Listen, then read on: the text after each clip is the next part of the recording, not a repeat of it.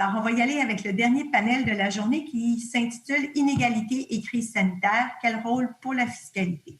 J'ai deux panélistes. C'est d'abord Nicolas Zorn, qui est directeur général de l'Observatoire québécois des inégalités. Bonjour, Nicolas. Bonjour. Et Annick Provencher, qui est professeure agrégée en droit fiscal à la Faculté de droit de l'Université de Montréal. Annick va se joindre à nous dans quelques secondes. En attendant, je vais débuter la conversation avec Nicolas. Donc, comment est-ce que la crise, d'abord, on suppose que la crise a accentué les inégalités? Si oui, de quelle façon, Nicolas?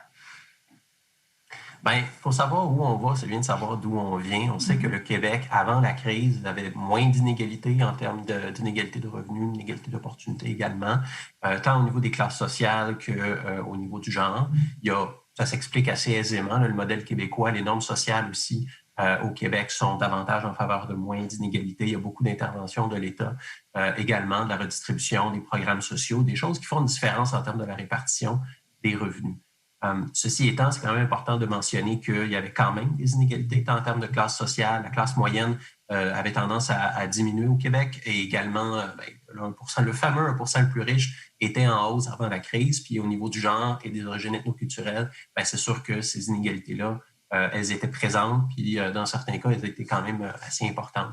Ceci étant, il y a eu une crise et on sait qu'elle a affecté pas mal tout le monde au Québec. Par contre, on sait que elle n'a pas affecté tout le monde de façon égale. Nous, à l'Observatoire, on publie depuis quelques mois le baromètre des inégalités. On regarde en temps réel l'évolution de différents types d'inégalités, donc en termes de précarité, d'exclusion sociale, de détresse, d'inégalité de reprise. Et on a vu pour chacun de ces indicateurs-là une augmentation des inégalités, en particulier dans les 2-3 premiers mois qui ont suivi le début de la crise. Il y a eu une baisse importante pour la plupart des indicateurs, mais ça semble reprendre dans plusieurs cas. Donc, on est dans la deuxième vague des inégalités à ce niveau-là. Et en termes de précarité et d'exclusion, par exemple, on sait que les emplois moins payants, ça a été un choc plus important. Le retour aux emplois aussi est moins aisé que les autres types d'emplois. On sait que les emplois pour les femmes, par rapport aux hommes, c'est plus désavantagé pour les femmes, pour les jeunes également, les personnes issues de l'immigration aussi qui partaient vraiment avec l'inverse d'une longueur d'avance dans ce cas-ci avant même la crise. On sait qu'en termes de précarité financière, l'impact n'a pas été égal pour tout le monde. On le sait qu'au niveau des femmes, elles ont été davantage touchées que les hommes. Les jeunes aussi en particulier ont été très touchés. Et également les familles. Les personnes avec des enfants ont été davantage touchées, ont davantage de précarité, se déclarent être davantage en situation de précarité financière que celles qui n'ont pas d'enfants. Et l'insécurité alimentaire est en hausse. Les cas de COVID associés à l'origine ethnoculturelle étaient plus importantes pour les personnes racisées. Et c'est également le cas pour... donc, on regarde ces types d'inégalités, de précarité, d'exclusion. On voit une grosse augmentation. Et c'est sans surprise qu'on voit aussi une augmentation des inégalités en termes de détresse psychologique. On l'a vu lorsqu'on sonde les personnes au niveau... C'est encore une fois les mêmes résultats. Donc, c'est très lié à la précarité financière. Les femmes, les jeunes, les familles, les personnes aînées, la détresse psychologique, elle est beaucoup plus importante de ce côté-là. Même s'il y a eu une baisse, on ne peut pas dire qu'il y a eu un retour à la normale. Les lignes d'appel, il y a aussi beaucoup plus d'appels pour les lignes d'urgence, pour les personnes en situation de détresse psychologique.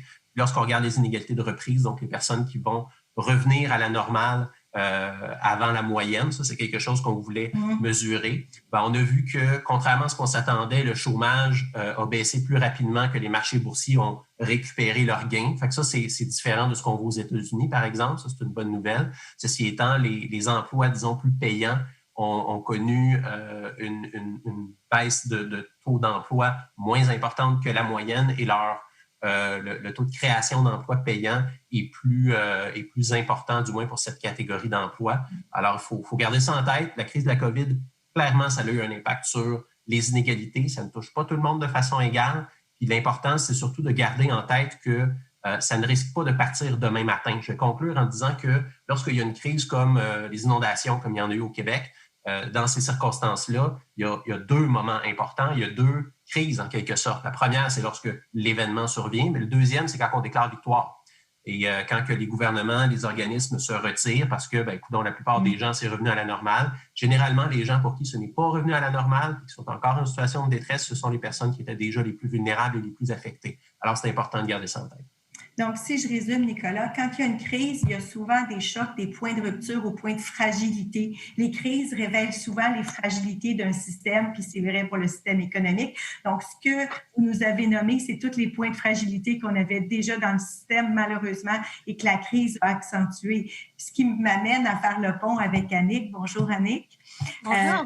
On emploie une expression depuis quelques mois pour parler de la pandémie. On parle de she session, donc de récession, de she pour elle, pour femme. On dit que c'est une récession ou d'une crise qui est féminine. Je sais que c'est votre champ de spécialité, la fiscalité et les genres. Donc, j'aimerais savoir un peu de quelle façon, justement, ça a affecté particulièrement les femmes, cette crise sanitaire qui s'est transformée en crise économique. Mais comme le disait Nicolas tout de suite avant, ce qui arrive souvent avec les situations de crise, c'est qu'on fait juste amplifier des inégalités qui sont déjà existantes. Donc, il y avait des conditions préexistantes avant cette pandémie-là qui font en sorte qu'on se retrouve un petit peu dans une situation où les femmes, puis là, je parle des femmes parce que c'est mon champ de spécialité, mais ça pourrait être d'autres groupes qui ont été rendus plus vulnérables par la pandémie, par les gens qui sont issus de l'immigration, les handicapés, les personnes âgées. Donc, des gens qui ont des facteurs de vulnérabilité, si on veut, qui peut être accru par une pandémie. Moi, je m'intéresse plus aux femmes, donc c'est de ça que je vais parler plus précisément dans cette petite capsule. Donc, avant la pandémie, les femmes étaient déjà plus nombreuses dans des emplois qui étaient des emplois à temps partiel, avec des horaires atypiques, dans des emplois moins bien rémunérés et souvent dans des secteurs qui ont été davantage touchés par la pandémie, comme le secteur des services, et qui va reprendre un petit peu plus lentement probablement que d'autres secteurs d'activité de l'économie. Les pertes d'emploi ont donc été plus grandes chez les femmes entre et juillet, là, et la reprise aussi d'emploi est plus lente chez les femmes que chez les hommes. On remarque aussi qu'il y a une baisse des heures rémunérées chez les femmes, encore plus particulière chez les femmes qui ont des enfants de moins de 12 ans, témoignant ainsi de leur responsabilité plus grande en matière de travail non rémunéré, de garde des enfants, mais de tâches domestiques, mais aussi de soins de personnes âgées et de proches. Le profil économique aussi des femmes à l'entrée de la pandémie était différent de celui des hommes. Les femmes, de par les caractéristiques de leur emploi qu'on vient d'énumérer, arrivent souvent avec un profil économique où on a moins d'économies, on profite moins d'ailleurs, c'est documenté, on profite moins des incitatifs fiscaux pour encourager les gens à économiser, donc quand on parle des REER, des CELI. Donc déjà, elles partent avec une plus grande précarité économique. Et donc, on se retrouve dans une situation de perte d'emploi, donc cette précarité-là, elle est amplifiée. Les femmes, elles assument aussi la plus grande responsabilité liée au travail non rémunéré. On parle encore de près du 2/3 des heures de travail domestique qui est fait par les femmes plutôt que par les hommes, même s'il y a une grande amélioration au fil des années. Il reste encore ce déséquilibre-là entre les femmes et les hommes qui affectent leur travail rémunéré aussi. Donc, les attentes sont déjà grandes de performer au niveau professionnel, mais aussi de s'occuper des enfants, de l'éducation, puis de veiller à leur bien. Et la pandémie a bien sûr exacerbé cette pression-là sur les femmes parce qu'elles se retrouvent dans des situations de fermeture d'école, de services de garde non disponibles, de crainte de mettre les enfants dans des services de garde, de peur qu'ils soient malades. Mais aussi, les femmes ont perdu leur réseau de soutien. Dans beaucoup de cas, à cause du confinement, donc on n'avait plus accès aux grands-parents pour venir garder, aux oncles, aux tantes, aux proches.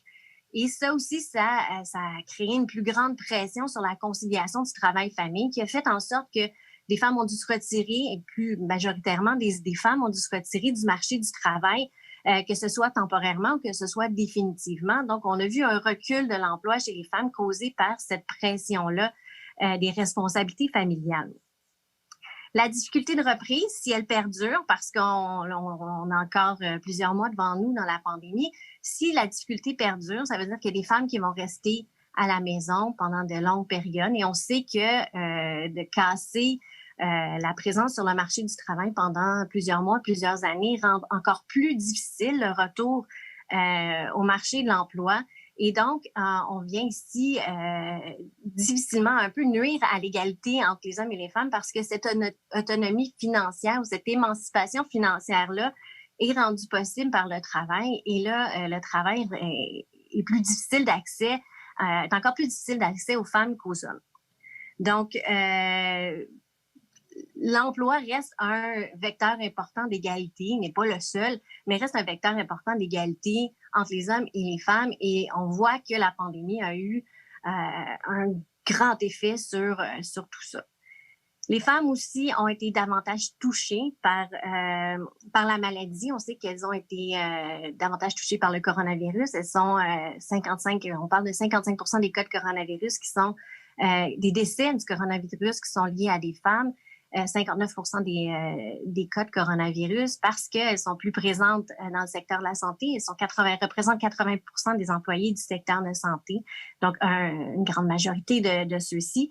Puis, elles se retrouvent aussi beaucoup présentes dans les résidences pour personnes âgées. Les femmes de 60 ans et plus vivent plus souvent seules, sont majoritairement seules, et n'ont pas le réseau de soutien aussi qui leur permet de passer au travers de la pandémie facilement. Donc, elles ont perdu, elles aussi, leur réseau de soutien. Finalement, on sait qu'il y a eu, on a entendu les centres d'hébergement pour femmes violentées qui ont lancé un cri d'alarme en disant qu'elles ont été surchargées, qu'il y a eu de plus en plus de cas de violences conjugales qui ont été dénoncés. Donc, on sait aussi que le fait d'être confiné peut avoir cet effet-là sur les femmes. Donc, l'effet étant sur le profil économique, sur l'emploi, que sur la santé physique et psychologique des femmes. Merci, merci Annick. Donc, on a entendu de quelle façon la pandémie a eu un impact sur comment la pandémie a accentué des inégalités qui étaient présentes avant la COVID. Moi, j'aimerais voir avec vous deux de quelle façon la fiscalité peut venir en renfort. Est-ce que la fiscalité peut jouer un rôle pour essayer de revenir à une situation plus souhaitable? Nicolas, d'abord. C'est sûr que la fiscalité peut jouer un rôle important. Là, ici, on inclut autant le rôle de la perception des revenus que des transferts qui viennent avec, donc la redistribution des revenus. Je vais laisser Annick répondre sur l'analyse différenciée selon le sexe. Je sais que c'est un des points sur lequel elle pourra probablement élaborer. Je veux quand même mentionner que c'est important de collecter des données. Lorsque le gouvernement met en place des nouvelles mesures, lorsqu'il adopte son plan de relance ou au niveau de la fiscalité, qu'il va faire des changements, il y a un budget qui s'en vient, il y a une mise à jour budgétaire également qui s'en vient avant ça, c'est important de pouvoir avoir ces types d'évaluations-là en place. On sait que le gouvernement fédéral le fait. Comme ça, on peut s'assurer que pour compenser le fait que la récession va frapper davantage certaines populations, au moins s'assurer que les politiques surcompensent de ce côté-là en visant mieux certains groupes. Une autre règle du pouce pour les différentes règles fiscales qui peuvent être mises en place, c'est de la redistribution. Fait que le but ici, c'est de pouvoir aider davantage les groupes qui en ont besoin. Il y a différentes mesures qui fonctionnent déjà de ce côté-là. On pense au crédit de solidarité, par exemple, et il y en a plusieurs autres. Ici, ce que je veux concentrer l'attention, c'est vraiment sur le point de si on avait un seul indicateur à garder, une seule règle du pouce pour se dire qu'est-ce que la fiscalité et de façon générale, les politiques devraient remplir comme critère, comme principe, ça serait de prioriser d'abord le 40% le moins nanti. C'est une bonne règle du pouce. Ça, c'est généralement les individus qui font 30 000 $ et moins, les ménages qui font 50 000 $ et moins. C'est une bonne règle du pouce parce qu'on peut se perdre avec plusieurs indicateurs, avec plusieurs cibles. Ici, ça nous permet d'aller chercher les personnes qui sont moins nantis, mais également les personnes en situation de précarité, ce qui touche davantage les femmes, ce qui touche davantage les personnes racisées, ce qui touche davantage les personnes aînées et les jeunes. Donc, ça permet avec un seul critère de pouvoir se dire, cette règle du pouce, ça nous permet de toucher le plus de gens possible avec un critère. C'est aussi une bonne... c'est bien de cibler le 40% le moins nanti parce que ça va être bon pour la reprise. On sait que toutes choses étant égales par ailleurs, les personnes qui dépensent le plus leur argent, qui épargnent le moins, ce sont les personnes qui ont les revenus les plus faibles. Alors, c'est sûr que si on concentre notre distribution de ce côté-là, la reprise va revenir plus facilement, d'autant plus que leurs dépenses ont tendance à être beaucoup plus locales que de consommer des biens de consommation qui sont disons, plus internationaux ou qui sont produits ailleurs. Sinon, des exemples de politique, il n'en manque pas, mais l'important, c'est vraiment de garder en tête pour qui est-ce qu'on le fait, Et à ce niveau-là, il y a deux dernières choses qui, je pense, sont importantes à retenir. Le fait de ne pas aller trop vite. C'est important d'aller vite. Ça, on le reconnaît. Les gouvernements, ils ont été très proactifs à l'aune de la crise. Ils ont préféré mettre en place des programmes imparfaits plutôt que d'attendre d'avoir la bonne formule, quitte à se réajuster. Ceci étant, en allant, il ne faut pas que ça se fasse au détriment de la collecte de données pour être capable d'évaluer par la suite si ça va bien, mais il ne faut pas non plus que ça se fasse au détriment de l'analyse en amont pour être sûr qu'on remplit bien ces critères-là, qu'on veut rejoindre les personnes qu'on veut bien rejoindre, parce qu'une chose est sûre, puis on le voit en fiscalité, des politiques basées sur les meilleures intentions, des fois peuvent être détournées de leur sens ou mal remplir leurs objectifs. C'est pour ça que ces analyses-là sont super importantes. Puis pour ça, il faut collecter les données et les rendre publiques, ce que le gouvernement gagnerait à faire. Donc, Nicolas, je retiens la collecte et la transparence. Annick, de quelle façon est-ce que la fiscalité pourrait venir au secours des femmes qui ont été affectées par cette crise sanitaire-là? Bien, je vais plus répondre à la question en rebondissant sur ce que Nicolas a dit. La collecte de données est essentielle pour créer des bonnes mesures fiscales. Donc, je ne pense pas qu'il y a une solution toute faite pour en arriver là. Je pense que peut-être la solution proposée par Nicolas comporte des risques parce que de se fier seulement, et puis je ne suis pas totalement en désaccord non plus, là, on n'a pas beaucoup de désaccords, Nicolas et moi, mais je pense que de se fier au seul indicateur qui est celui du 40% des moins nantis, mais en fait, ce qu'on considère, c'est le seul critère du revenu, alors qu'il y a d'autres critères qui sont nécessaires à l'atteinte à l'égalité. Et c'est là où Nicolas m'emmenait tout à l'heure avec l'analyse différenciée selon les sexes. Qui peut se faire aussi, donc moi je parle des femmes, mais qui peut toucher, qui devrait être faite par rapport à plusieurs autres groupes de la société. Parce que les mesures fiscales ont tendance à souvent être neutres, donc écrites de façon neutre, donc de ne pas toucher plus les femmes ou les hommes quand on regarde la rédaction même de la loi, mais on sait que à cause des caractéristiques socio-économiques des femmes et de d'autres groupes de la population, celles-ci sont touchées différemment par la fiscalité que les hommes. On a tout à l'heure évoqué les incitatifs fiscaux pour économiser les REER et tout ça. Mais on se rend compte qu'au fil du temps, ceux qui en profitent le plus, ce sont les hommes parce que les femmes ont moins ce pouvoir-là d'épargne que les hommes. Donc, l'analyse doit se faire en tenant compte, oui, du revenu, mais aussi des responsabilités plus grandes en matière de garde des enfants, de soins des personnes âgées. Et tant que les mesures fiscales ne prendront pas en compte l'ensemble de ces données-là, socio-économiques et non pas juste économiques, on ne pourra jamais bien cibler les groupes qui ont vraiment besoin ou les personnes qui ont vraiment besoin des mesures fiscales. D'ailleurs, quand on cherche à redistribuer dans les lois fiscales, ce qu'on va faire la plupart du temps, c'est qu'on va utiliser le revenu familial pour décider de l'admissibilité ou même de quantifier le niveau d'admissibilité à ces mesures-là.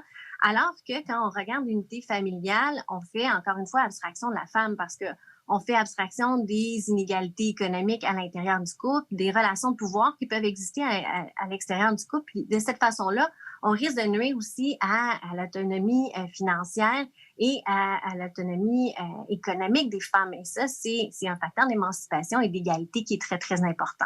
Donc, juste quand on met en place ce genre de mesures fiscales-là, de les mettre en place en ayant toutes les données et en visant et en ciblant les personnes qui en ont le plus besoin.